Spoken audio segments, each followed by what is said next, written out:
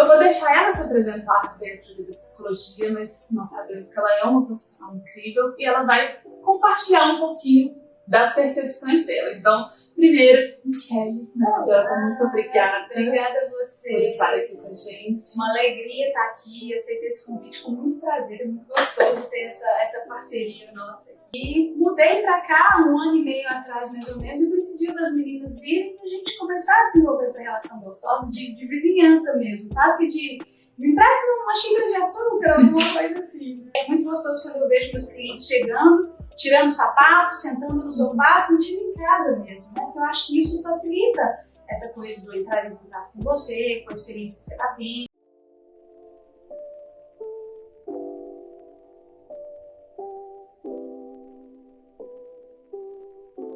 Gente, e agora vamos a algumas dicas práticas para a gente fazer essa aplicação de o que é design e arquitetura e as suas influências para a saúde mental, para como eu posso fazer isso funcionar na minha vida hoje.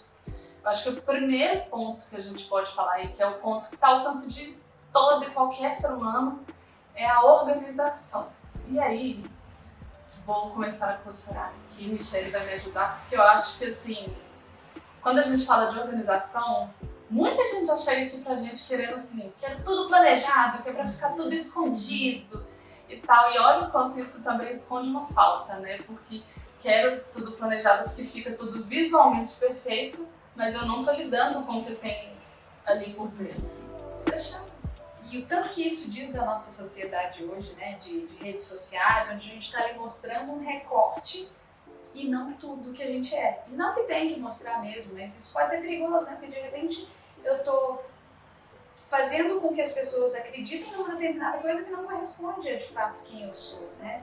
Mas essa questão da organização é muito interessante porque muita gente traz essa sensação de que se o ambiente está bagunçado, aquilo gera uma desorganização interna também, né?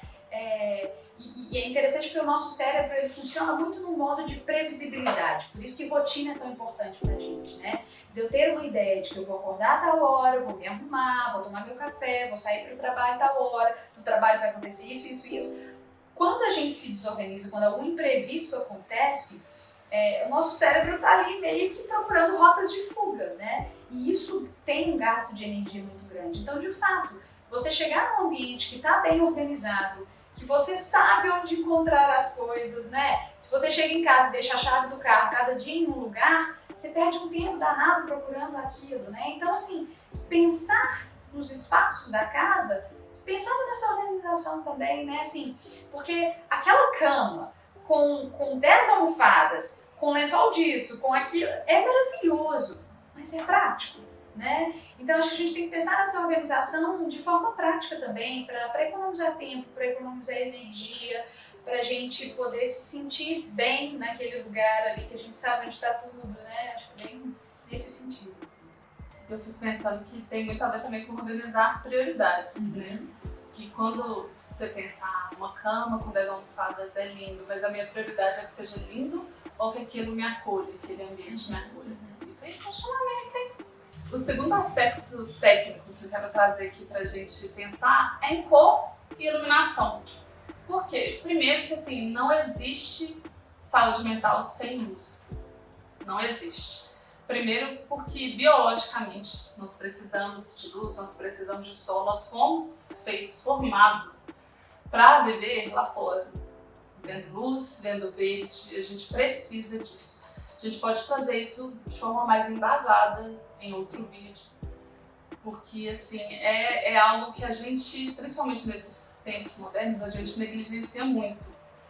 E quando a gente fala de espaços internos, casa e luz, hoje em dia, principalmente eu considero muito o lado da mudança tecnológica, né? A gente passou lá atrás, quando a gente era criança, eu acho que deve ter gente que assiste esse vídeo que nem conhecia aquela lâmpada da loja, né? Que era aquela de vidrinho, que tinha em toda a casa, né? Aquela lâmpada de vidrinho que iluminava um pouquinho e tal. Aí depois vieram as fluorescentes, que eram aquelas brancas, assim, você sente no corredor do necrotério, triste. De tão branca, assim. E aí hoje a gente tem o LED que está super difundido por ser econômico, mas que falta o conhecimento técnico e muitas vezes até assim o cuidado ali do mercado, né? Porque, por exemplo, uma pessoa que vai, não, minha lâmpada queimou, já vou fazer feira, vou comprar no supermercado a lâmpada que eu acho. A lâmpada que você acha no supermercado não é a lâmpada que corresponde à sua necessidade. E aí aquilo acaba sendo negligenciado, sendo que tem um aspecto fundamental, né? A luz, ela cuida ali, inclusive, do nosso ciclo circadiano, porque a gente tenha uma rotina que seja saudável. E a luz também interfere muito nas cores, na nossa percepção de cores. Então, por exemplo, aqui no escritório, a gente tem uma boa variação. Não vou conseguir mostrar para vocês, mas a gente tem uma boa variação de qualidade de lâmpadas e da percepção dessa cor.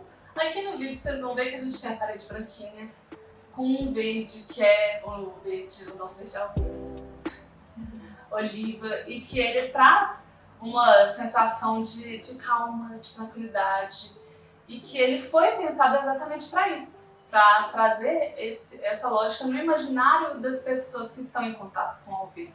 E da mesma forma, tem que ser pensado aí na sua casa.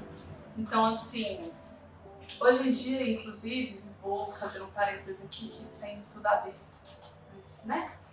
Hoje em dia, a gente está numa tendência muito grande, já há alguns anos, principalmente com esse monte de rede social, Pinterest, TikTok, Instagram, enfim, em que as pessoas querem residências assim. Quando a gente abre assim a busca, você só vê assim aquelas casas e apartamentos tudo branco, aquelas pias brancas, aquele monte de porcelanato que está no marco, né? Tudo muito assim, higiênico e seguindo uma linha de design que não corresponde em nada à nossa brasilidade e às nossas necessidades. Existe alguma coisa de errado nisso? Não necessariamente. Mas quando você pensa em identidade, em formação de memórias no seu espaço, será que conversa? Sabe? Muitas pessoas têm esse medo, né? De trazer cor, de trazer, mesmo assim, quando é um detalhe, uma colcha, uma almofada, uma cadeira colorida, as pessoas têm medo. Só que como que a gente consegue formar uma identidade, uma linha lógica ali, em que a gente queira trazer ambientes com intenção, com essa intenção de alegria, de aconchego, de paz, de tranquilidade, sem trazer a cor? Se a gente pensa numa paisagem, né, sei lá, quero pensar numa praia, tem um monte de cores ali acontecendo. Eu gosto, inclusive, posso usar o consultório da Michelle, que tem alguns pontos de verde que eu, assim, eu amo. E lá, ai gente, já tô nos convidando para ir lá. Bora tomar um cafezinho. E lá ela tem os vasos, assim, com cores, e que faz tanta diferença, mesmo assim, tendo muitos pontos neutros, mas até os neutros a gente pode trabalhar para sair do branco, do preto, do cinza, daquele bege comum, para trazer essa composição que dá esse quentinho, sabe? E é interessante quando você fala dessa questão da brasilidade, da praia, né? Porque eu atendo algumas pessoas que moram no hemisfério norte, Estados Unidos, Canadá, Europa, e uma das coisas que eles trazem é justamente o medo do inverno, porque os dias ficam mais curtos, a incidência de luz é menor, né? Então, eu já tive clientes relatando isso, né? Assim, tipo, ficam com o humor deprimido mesmo, porque os dias são mais nublados e tudo, então isso afeta muito, né?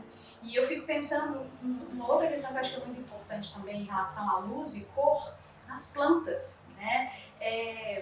Tanto que um ambiente, eu brinco assim, se eu for mudar de casa tem que ter uma varanda pelo menos, né? Porque a gente pensa numa cidade grande, tudo apartamento, tudo muito vertical, né? O contato que a gente tem com essa luz, ele acaba assim estando limitado, né? A gente tem janela, a gente tem varanda, e eu penso muito, é uma coisa minha assim, mas eu penso muito na varanda como um contato com a natureza, né? Porque é onde eu posso sentir o vento, é onde eu tenho o ar circulando com mais intensidade, é onde eu coloco mais plantas, então eu sinto, por exemplo, a varanda como esse espacinho assim, de um pouco mais de contato com esse ambiente maior, assim. Sim. Aqui a gente tem a varandinha, a gente quer É exatamente Salva. isso. Michelle também tem a varandinha lá, que assim, Ah, gente, só um parêntese. O Alvê é a colônia de férias das minhas plantas. Quando eu vou viajar, eu trago elas pra cá porque elas ficam ali trocando ideia com as berês e ó, maravilhoso. Ai, gente, tudo. Absolutamente tudo. E literalmente, aqui a gente tem um cantinho que é a creche das plantinhas, e que é isso, faz toda a diferença. Eu tenho lembrado muito disso, Hoje em dia também tem muitos apartamentos que até tem varanda e aí o pessoal integra, o que pode ser, novamente, todas essas coisas, essas decisões de design, de layout, de projeto arquitetônico, a gente não pode afirmar categoricamente é bom ou não é, porque tudo tem um contexto, né, de acordo com o indivíduo. Mas é muito curioso, inclusive, isso, o se blindar do lado de fora, né, e as implicações que isso tem. E tá aí, pra gente pensar junto. Não porque é bonito vai ser funcional, né? Exatamente. Nosso terceiro tópico, mais técnico assim, e de aplicação prática, é o que a gente já mencionou um pouquinho aqui, mas que eu acho que Michelle falou aqui lindamente, que é essa questão da ventilação, o contato com o ar. Vocês já repararam tanto que, por exemplo, quando a gente está ali num ambiente fechado, com a temperatura controlada, até no ar-condicionado, o tanto que o ar fica parado? E o tanto que isso faz diferença na nossa qualidade de vida? Eu vi num projeto, esses dias, de um escritório que eu amo acompanhar, que eles fazem muitas reformas em apartamentos antigos. Eu achei muito curioso que eles refizeram os armários e eles tiveram esse cuidado de colocar aqueles respiradores antigos que a gente vê muito redondinho. E é muito curioso o quanto hoje a gente acaba lutando um pouquinho com isso, com essa coisa assim, de tudo ser muito hermeticamente fechado.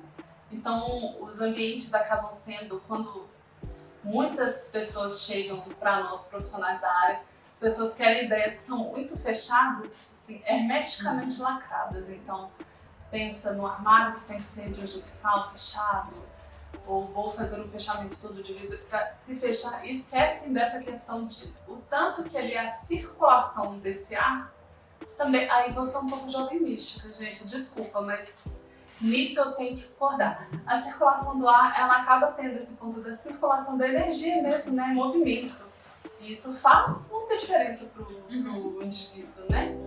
Uma coisa que eu fiquei pensando, assim, falando mais diretamente de questões de transtornos, né, de saúde mental, a gente pensa, por exemplo, numa crise de ansiedade, numa crise de pânico, alguma coisa assim, um dos primeiros sintomas que a maioria das pessoas sentem é justamente a falta de ar, né? O ar tá ali, mas aquela sensação de que a gente tem que buscar o ar com muito esforço, em função de como o nosso cérebro tá estimulando o nosso corpo ali diante de uma crise de ansiedade, né? Se esse ar tá muito fechado ali, isso só vai dificultar, né? É 100%. E nosso quarto ponto técnico, que aqui eu vou dividir 4.1 e 4.2. 4.1 aqui a gente colocou um pouco como espaço pessoal. E aí eu acho que a gente já teve uma discussão boa aqui, a gente já conversou bem sobre isso, de que é importante, acho que é crucial, que cada indivíduo consiga ter aquele seu nicho, o seu espaço ali, que tem o seu jeitinho, às vezes assim. No trabalho, semana passada a gente recebeu uma pessoa para trabalhar aqui no escritório com a gente e foi super curioso, porque ela conseguiu delimitar que cada mesa era de quem, exatamente por causa das características ali do espaço pessoal. Isso é muito importante, né, quando a gente vê dentro de casa, você entrar e você conseguir perceber aquela sensação de assim, essa casa só podia ser de fulano, porque tem aquele jeito, aquela energia gostosa. E os espaços também, a gente precisa pensar na casa com esses espaços em que cada pessoa possa ter o seu cantinho para dar aquela fugida, para exercer a sua individualidade, para ter aquele espaço em que assim, seja o seu espaço único, exclusivo, seguro, né? Tem falando sobre isso, eu lembrei de uma cena de Sex and the City que é muito interessante, porque se a gente pensa nas cidades grandes hoje, os apartamentos estão ficando cada vez menores, né? Eu chamo de casinha de boneca. E às vezes é difícil você ter esse espaço. Por exemplo, se a gente pensa num apartamento que a sala é integrada com o resto da casa toda, né? Geralmente desenhado para uma pessoa só. Mas essa cena do Sex and the City é interessante porque a Carrie, que era a personagem principal, ela tá ali morando com o namorado dela, acho que eles estavam morando juntos, nem lembro. Mas ela sente que ela precisa desse espaço, e o que ela faz para conseguir esse espaço num lugar onde não existia uma porta para fechar? Ela fecha uma cortina, né? Então, ó, eu estou aqui e a cortina ela é simbólica nesse sentido, porque a gente está falando, olha, eu preciso do meu tempo aqui, eu vou ficar aqui quietinha, me deixa quieta, me deixa em paz, né? Então, às vezes a gente precisa desse limite físico, ele facilita, claro, mas às vezes a gente precisa comunicar esse limite, né? Dessa necessidade de espaço, de tempo para si. Mas eu falei que eu ia trazer em 2 pontos, porque 4.1, espaço pessoal, mas eu vou incluir aqui o 4.2, que é o espaço da interação, porque eu acho que é isso. Hoje a gente também, por outro lado, tem muita tendência do se pulverizar, sabe? Então fica ali cada um no seu universo, no seu telefone, no seu smartphone, ali, tô ali mexendo na rede social, tô no WhatsApp, tô resolvendo, às vezes o trabalho estende, você tá ali no WhatsApp até outras horas, lendo algum artigo, vai mexer na internet, tá no, enfim, N outras redes sociais, e se perde também essa dimensão da coletividade. E isso é muito importante para a gente pensar em casa, porque a casa é o espaço de formação e é aquele espaço em que você traz também as pessoas com quem você sente uma real proximidade, com quem você sente um real vínculo, as pessoas que realmente fazem parte da sua história, da sua caminhada, e precisa desse espaço também de interação, de você ter boas experiências e criar memórias juntas que sejam realmente significativas, né? Em casa você tem essa possibilidade, assim, chegar, traz os amigos, traz a família, vira uma noite de jogos maravilhosa, e aí você tem experiências que são muito diferentes do que você está, por exemplo, no espaço comercial, no espaço público. É muito diferente o tipo de liberdade que você tem, né? E a casa, ela tem que também, ela tem esse papel de proporcionar essas conexões.